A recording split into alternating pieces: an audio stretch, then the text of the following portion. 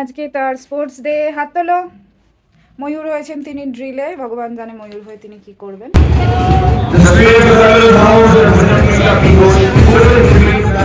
এবারে ড্রিলের বিষয় ছিল সেভ অ্যানিমেলস। এক ঝাঁক ময়ূর, বাঘ, শিকারি এদের নিয়ে গল্প।